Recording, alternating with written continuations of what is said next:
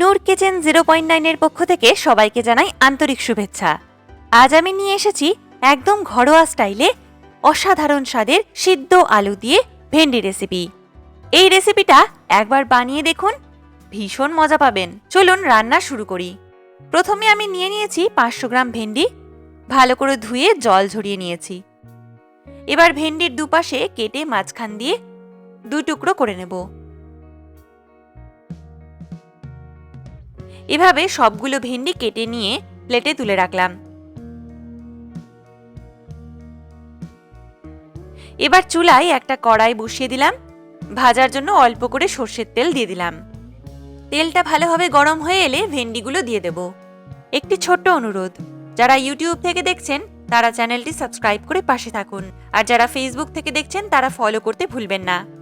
আর সামান্য লবণ ছিটিয়ে ভেজে নেব।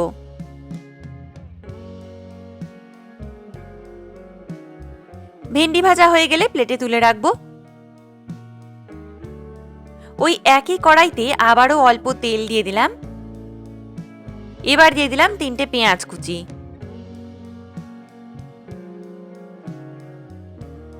1 চা চামচ আদা রসুন বাটা আর 3-4টা কাঁচা লঙ্কা।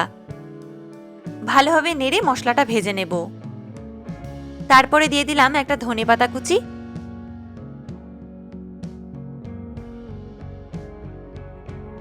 একটু নেড়ে নিয়ে এবার একে একে মশলাগুলো দিয়ে দেব। 1/2 চা চামচ হলুদ গুঁড়ো, 1/2 চা চামচ ধনে গুঁড়ো, 1/2 চা চামচ জিরে গুঁড়ো, 1/2 চা চামচ শুকনো লঙ্কা গুঁড়ো আর স্বাদ মতো লবণ। মশলাগুলো অল্প করে জল দিয়ে ঢেকে 2-3 মিনিট ভালোভাবে কষিয়ে নেব।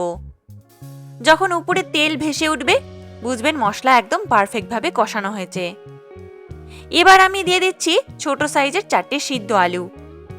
আলুগুলো হাত দিয়ে হালকা করে ভেঙে দেব।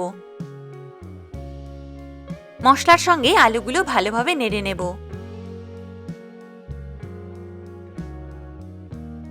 তারপরে দিয়ে দিলাম আগের থেকে ভেজে রাখা ভেন্ডিগুলো।